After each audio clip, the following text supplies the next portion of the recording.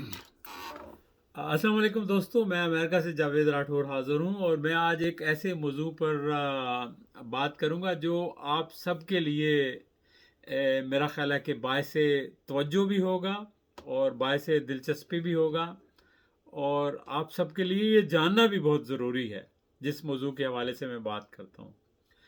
और मैं आज बात करूँगा कि देखें पाकिस्तान में जमहूरियत क्यों नाकाम हुई, यानी डेमोक्रेसी क्यों नाकाम हुई और इसकी वजूहात क्या हैं। डेमोक्रेसी के साथ कुछ और एलिमेंट्स हैं जिन्होंने इसको यरगमाल बनाया हुआ है। वो क्या हैं? वो एक है ब्यूरोक्रेसी, ये तो नाम सुना होगा आपने। फिर उसके अलावा एक थियोक्रेसी है, ये भी आपने शायद सुना होगा। और फिर उसके बाद एक है एरिस्टोक्रेसी है, ये भी सुना होगा आपने। और फिर एक और आम नाम है जिसको कहते हैं पुटाक्रेसी। अब ये चार चीज़ें हैं और पांचवी डेमोक्रेसी है। डेमोक्रेसी इनके अंदर जो है, डेमोक्रेसी को इन सारी चीज़ों ने काबू किया हुआ है। और अब हैं ये क्या चीज़ें, मैं आपको बताऊं कि अंग्रेज़ी में जो कहते हैं ना अरेस्टाक्रेसी या अरेस्टोक्रेसी, आप ब्रिटन एक्सेंट में, वो ये है कि जो मखसूस तबका हो, जिस तरह नवाब, सरदार, मलक, खान, चौधरी, राजे, ये एरिस्टोक्रेट होते हैं, एक ख़ास मखसूस तबका होता है। अब पाकिस्तान में आप देख लें कि इस तबके का किस कदर जमहूरियत के ऊपर कंट्रोल है, यानी जमहूरियत के अंदर ये हैं लेकिन इनका माइंड सेट जमहूरी नहीं होता, लेकिन ये अपने उसको तबकात को इस्तेमाल करते हुए, चाहे वो तबकात बरादरी के हों या उनकी जागीरों के हों, उनको इस्तेमाल करते हुए जमहूरियत में आ जाते हैं, सिस्टम में आ जाते हैं। फिर दूसरा जो तबका है वो है थियोक्रेसी। थियोक्रेसी क्या है कि जो लोग मज़हब को इस्तेमाल करके हुकूमत में आ जाएं, इक़्तिदार में आ जाएं या सियासत में आ जाएं, तो ये थियोक्रेसी भी हमारे मुल्क में आम है। बहुत सारी जमातें थियोक्रेसी के ज़रिए आती हैं और उनका बिलीव जमहूरियत के ऊपर नहीं होता, बल्कि वो थियोक्रेसी को जमहूरियत इस्तेमाल करके जमहूरियत का लबादा ओढ़ लेती हैं। और फिर उसके बाद आगे आगे आगे आ गई आपकी पुटाक्रेसी। ये बड़ा इंटरेस्टिंग है कि पुटाक्रेसी क्या है। पुटाक्रेसी वो होती है, अंग्रेज़ी ज़बान के ये लफ्ज़ हैं, और पुटाक्रेसी वो होती है कि यानी कि जो उमरा हैं, जो लोग पैसे की बुनियाद पर सियासत में आ जाएं, हुकूमत में आ जाएं, उसको पुटाक्रेसी कहते हैं। और आप देख लें कि इस वक्त कितने लोग हैं हमारे मुल्क में जो पैसे की बुनियाद पर सियासत कर रहे हैं, और पैसे के अलावा तो कोई सियासत कर ही नहीं सकता।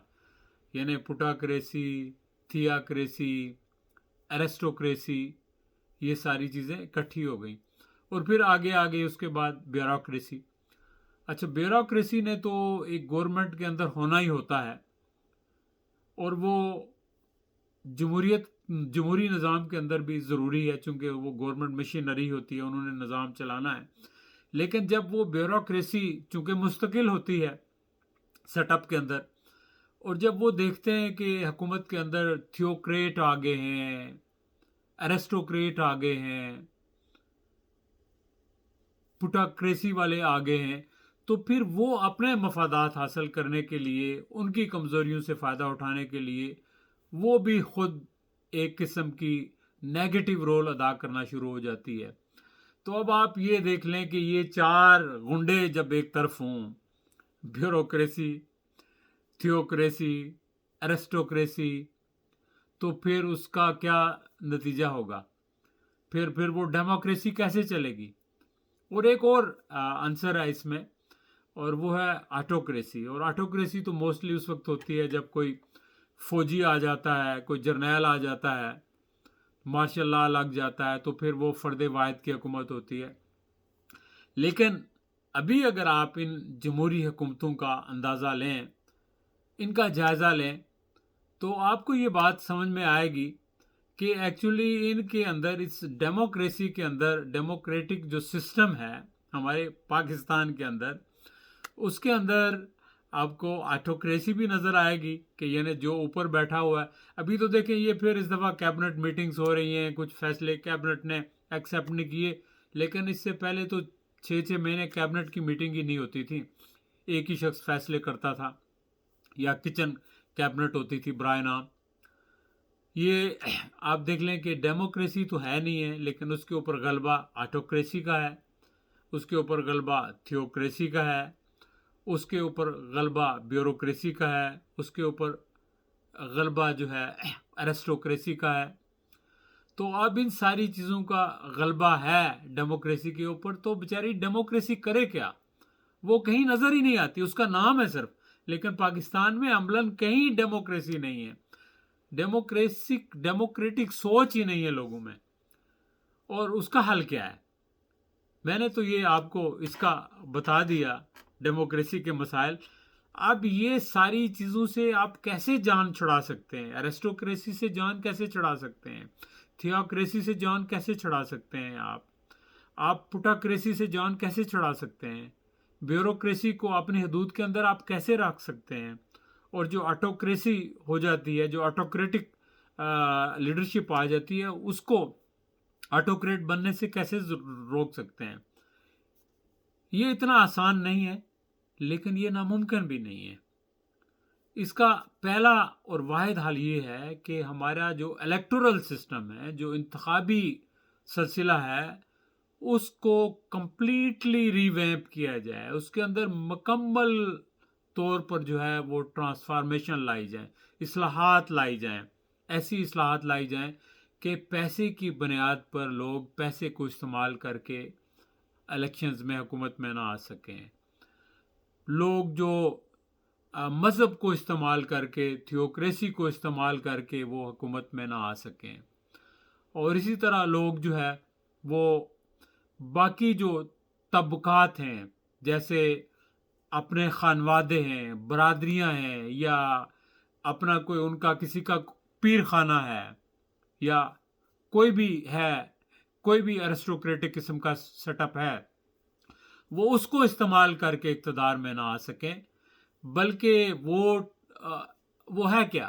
وہ مثلا اگر آپ جا کے ایک گاؤں کے لوگوں سے ووٹ لیتے ہیں، اور گاؤں کے ووٹ لوگ بجائے اپنی مرضی کے ووٹ دینے کے، وہ گاؤں کے چودھری کے کہنے کے اوپر، گاؤں کے نمبردار کے کہنے کے اوپر، گاؤں کے کھڑپینچ کے کہنے کے اوپر ووٹ دیتے ہیں، تو یہ آپ کا یہ سمجھیں کہ یہ ایک ایرسٹوکریٹک سسٹم ہے.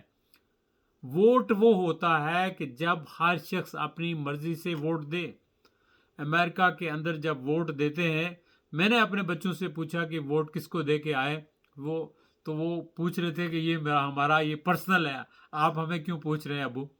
تو میں نے کہا you are right, I am agree with you. لیکن ان کو خود پتا ہوتا ہے کہ کس کو دینا ہے، کس کو نہیں، کون ڈیزرو کرتا ہے کہ کون نہیں. اس کے لیے یہ بھی ضروری ہے کہ جو لوگ الیکشن کانٹیسٹ کریں، ان کے ہر سطح پر مباحثے ہوں، وہ سامنے بیٹھے ہوں، سوال پوچھیں، عوام ان سے پوچھیں کہ کس کا کیا ایجنڈا ہے، عوام کو پتہ لگے کہ کس کے اندر کیا ایبیلٹی ہے، کس کی کتنی صلاحیت ہے، اور کس کا کتنی انڈرسٹینڈنگ ہے ایشوز کے بارے میں، وہ کیا ریفارمز لا سکتا ہے، وہ کیسے لوگوں کو ساتھ لے کے چل سکتا ہے، اور وہ کیسے جو ہے وہ برادریزم سے پاک ہوگا یا ریسزم سے پاک ہوگا. تو یہ ساری چیزیں جب تک ہم مکمل اصلاحات الیکٹورل سسٹم میں نہیں لائیں گے، اس وقت تک آپ کی ڈیموکریسی جو ہے یہ ایسے ہی جو ہے، وہ کہتے ہیں نا وہ گنڈو میں گر گئی، کوئی نام میں بھول رہا ہوں. تو یہی بات ہے کہ جو ڈیموکریسی ہے، یہ ایرسٹوکریسی، بیوروکریسی، تھیوکریسی، آٹوکریسی اور پوٹاکریسی کے اندر جو ہے وہ بیچاری رول رہی ہے، اور اسی طرح رولتی رہے گی. لیکن آپ لوگوں کو اس وقت تک سمجھ نہیں آئے گی جب تک آپ سمجھیں گے نہیں کہ جمہوریت کیا ہوتی ہے. جمہوریت عوام کے لیے ہوتی ہے، عوام ہی کے ذریعے ہوتی ہے، اور عوام سے ہی ہوتی ہے.